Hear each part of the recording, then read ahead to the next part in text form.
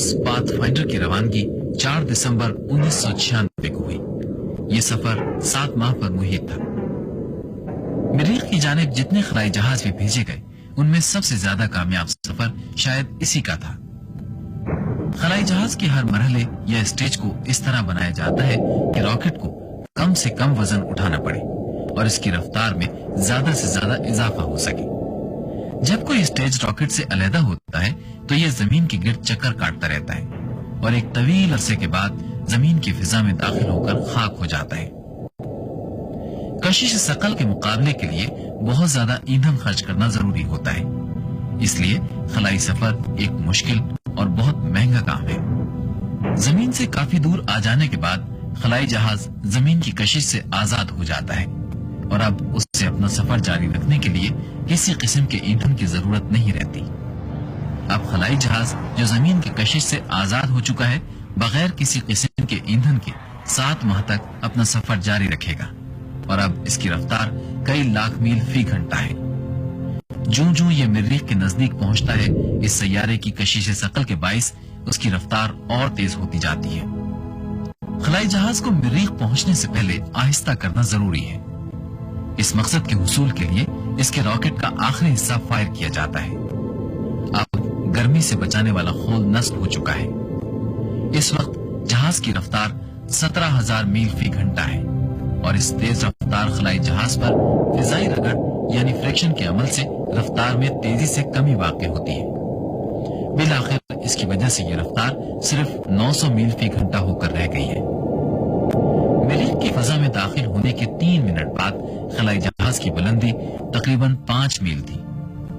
900 मील फी घंटा की रफ्तार को कम करने के लिए इस छतरी को इस्तेमाल में लाया जाता है, जिसका कुतर 24 फुट है। इससे खलाई जहाज की रफ्तार कम होते होते बिलाखिर सिर्फ 150 मील फी घंटा होकर रह गई।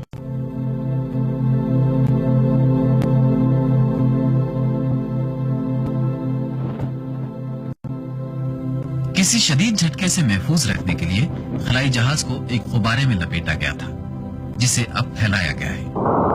जब यह गुब्बारा सतह से टकराया तो इस खलाई जहाज की रफ्तार 40 मील फी घंटा थी और टकराने के बाद यह तकरीबन निस्फ मील तक उछलता चला गया। मरीख की सतह पर कशिश सकल की ताकत जमीन के मुकाबले में निस्फ से भी कम है। अगर जमीन पर आप 5 फुट ऊंची छलांग लगा सकते हैं तो मरीख पर इतनी ही कोशिश से 12 फुट से भी ज्यादा ऊंची छलांग लगा सकेंगे। खला में एक बहुत तवील सफर तय करने के बाद पाथ फाइंडर बहिफाजत अपने मुकर्ररा हदफ से सिर्फ 1 मील दूर उतर गया। इसके गुब्बारे में से हवा खारिज हो रही है। यह मरीख पे फजर का वक्त है और उजाला होने में सिर्फ चंद घंटे बाकी हैं। अब पाथ फाइंडर अपने खोल से निकलकर असल मिशन शुरू कर रहा है।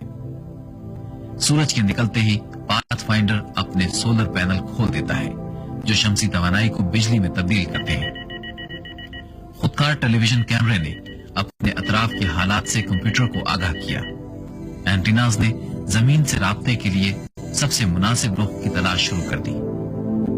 खलाई जहाज पाथ फाइंडर में से 6 पहियों वाला खुदकार रोबोट मार्स रोवर निकला। इसने अपनी तवानाई इन सोलर पैनल्स के जरिए सूरज से हासिल की। रोवर का वजन सिर्फ 16 किलोग्राम था और 3 महीने में इसने सिर्फ 300 फीट का फासला तय किया। इसके बावजूद रोवर की कारकर्दगी से यह बात साबित हो गई कि खुदकार मशीनों के जरिए इंतहाई कीमती मालूमात हासिल करना मुमकिन है। रोवर को हिदायत पाथ फाइंडर के कंप्यूटर से मिलती थी। इस तरह वो मरीख की सतह का मुआयना करने के लिए निकल पड़ा। उसके ऊपर मुख्तलिफ किस्म के कैमरे और साइंसी आलात नस्ब थे, जिनका मकसद मरीख की चट्टानों की कीमियाई साख्त का तज्जिया करना था। इससे ये मालूम हुआ कि आतिशफशा पहाड़ों की कुछ चट्टानें ऐसी भी हैं जो निस्बतन कम उम्र हैं। इससे ये जाहिर होता है कि माजी करीब में मरीख शायद जेर जमीन इस्तराब का शिकार रहा है। खलाई जहाज ने ऐसी चट्टानों की तस्वीर भी उतारी जिनके कटाव बहते पानी से बने होंगे। ये तस्वीर इस बात की दलील है कि आज के ठंडे और खुश्क मरीख का एक गर्म और तर माजी भी रहा होगा। एक थ्योरी ये है कि उस जमाने में वहां पानी बहता था, आजकल जो है वो जम चुका है। اور وہاں انہوں نے دیکھا ہے کہ ایک مثلا کوئی 2-3 سال ہوئے ایک یہ ایسٹرائڈ گرا تھا. زمین پہ گرتے ہیں میٹیورائٹس تو زیادہ تر تو آتے ہیں اس کے مریخ اور جوپیٹر کے درمیان میں جو ایسٹرائڈل بیلٹ ہے. لیکن ایک آدھ ایسا بھی گرا ہے جو کہ مارس سے گرا ہے, مریخ سے گرا ہے. اس کے اوپر ہم نے بھی کچھ کام کیا تھا اپنی یونیورسٹی میں انگلینڈ میں.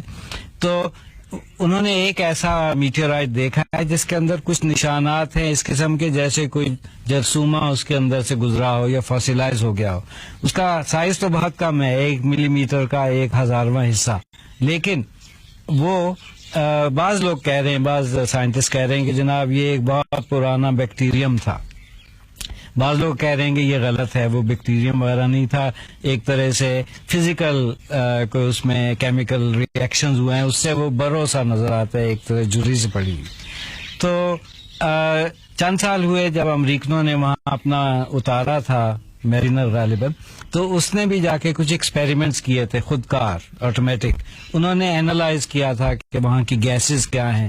تو اس سے معلوم یہ ہوا, بعض لوگوں نے یہ اندازہ لگایا کہ وہاں کوئی زندگی پریمیٹیو قسم کی اب بھی ہے.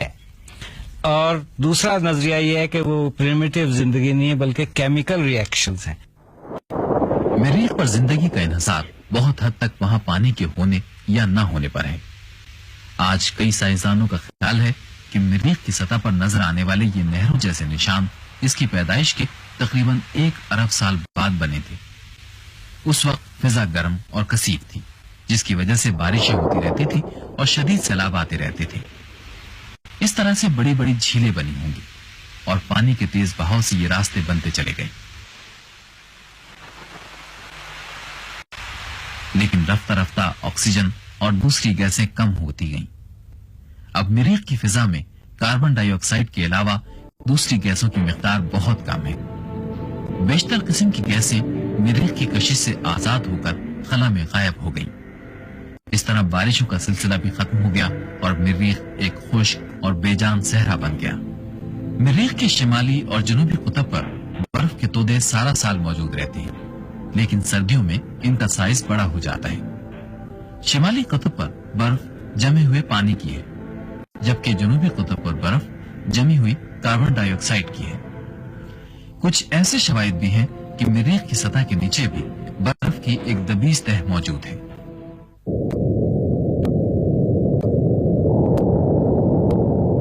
سن 2017 میں انسان مریخ کی سطح پر پہلی مرتبہ قدم رکھے گا. جس خلائی جہاز کے ذریعے یہ سفر کیا جائے گا اس میں خلا نوردوں کے علاوہ بہت سے اہم خودکار آلات اور مشینیں بھی ہوں گی. اس مشن کا بنیادی مقصد مریخ پر ایک ابتدائی نوآبادی کا قیام ہوگا.